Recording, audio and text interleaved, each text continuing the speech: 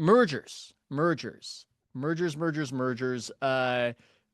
going to talk about whether movies are done. We're going to talk about massive implications. Hey, man, this is the news right now. Netflix wants to buy Warner Brothers, wants to buy HBO. I know you've got thoughts, man. I know I you've got do. thoughts. So, we've talked several times about when Paramount wanted it and what a juggernaut that would create in sports. Netflix buying it really puts it tilts the entertainment world and has almost nothing to do with sports. Yeah, yeah.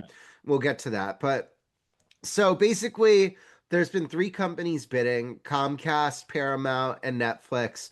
For some reason, it seems like the current WBD leadership prefers Netflix. I don't know whether it's because that means they're gonna like keep David Zaslav employed or he's gonna Mm. make more money from it, or I'm sure that there's some self-interest there from his perspective. I haven't sussed out what it is, but they announced last night Netflix won. So Netflix is going to acquire the studio and the HBO Max streaming service from WBD. And then WBD is going to send its cable networks, TNT, TBS, True TV, Discovery, etc., basically out on a life raft to die in the middle of the ocean. That's not what they're saying, but Mm. and that's what Comcast did with Versant, with like USA Network and CNBC, and the now MSN now and formerly known as MSNBC. Yeah, yeah. Um, the this creates just a massive conglomerate in entertainment. You look at like not only the two streaming services, but the Warner Studio and the IP they have, whether that's like Harry Potter or DC Comics and their whole film library down the line. It really creates this massive entertainment thing. But it all feels like a ruse to me. It doesn't feel done. It feels like we're in the fourth inning. And whether that's because Paramount comes over the top of them with another bid and they're like, just kidding, we'll take this one. Or the Trump Justice Department gets involved and says this is too big. We've talked about how the Trump Justice Department can put its thumb on the scale and either give the green light or the red light to these types of deals. uh this idea that Netflix and WBD have announced that this is done and happening, my skepticism hat is on, and I don't believe that we've heard the last word.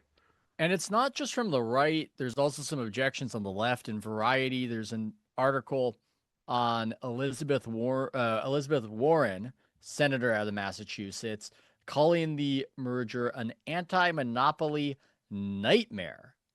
Netflix Warner Brothers would create one massive media giant with control of close to half of the streaming market, threatening to force Americans into higher subscription prices and fewer choices over what and how they watch, while putting American workers at risk. At Well, yeah, risk. I mean, but the production workers, the writers, the actors and actresses, when you look at like what type of like you look at the market share of the amount of like scripted content Netflix is creating and what Warner Brothers Studio is creating, and you have like you just take away a bidder in that marketplace. Now that's going to be true also if they went with Comcast or Paramount, but Yeah. this creates a company of like larger scale and a really really dominant like buyer at the top of this food chain in a way that I think that if like Netflix is still in more competition with Paramount or Comcast if one of those two gets this company. So you look the production workers thing is big. Like the actors and actresses and the writers. I mean, I don't know.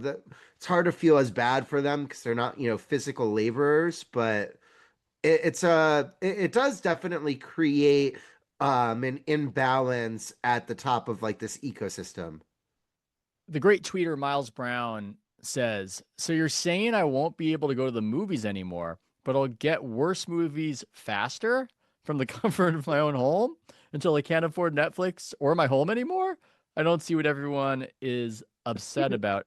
I saw Sandros, Netflix head honcho talking about how people just don't want to go to the movies. And so there's a lot here. I mean, I've Well, it's got because it's a Mhm. chicken or the egg thing because the movies that have been in movie theaters are direct now because a lot of the talented creators are making this started with The Sopranos where now they're making 10-hour episodic series instead of a 2 to 3 hour movie. And so the movies are dreck. They're just putting out Yeah. like repurposed comic book and Star Wars stuff.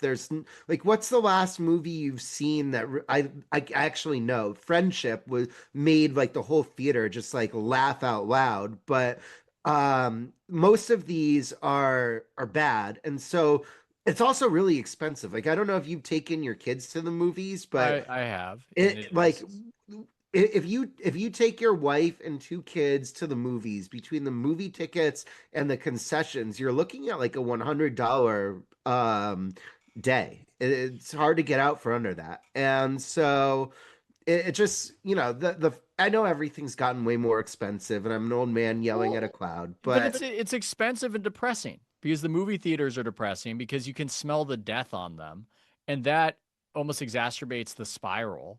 It's not the same sort of event that it once was, but that's not even what I want to eulogize initially when I look at this merger. What I find to be sad about this is what's happened to HBO under WBD and how HBO was this magical object that you would invest $2 billion into, and it would spit out $4 billion every year in prestige profits.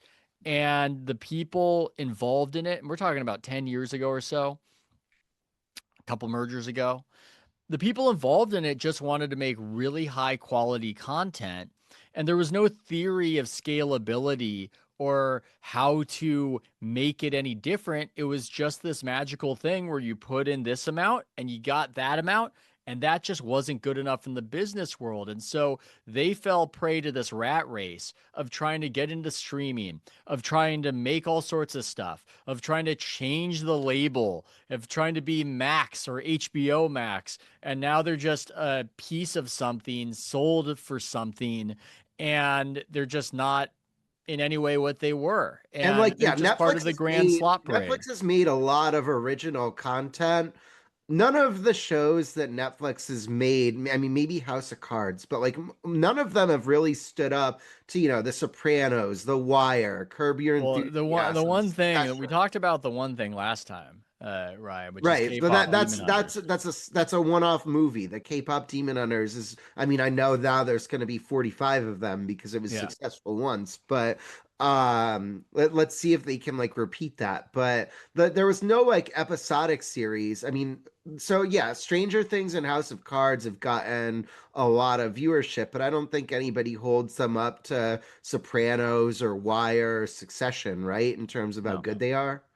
No. And yeah, the golden age was a while ago. People make these arguments sometimes that you're just being old and cranky and you're talking about the good old days and it's a fallacy, it's a logical fallacy. No, some things get worse. Other things improve.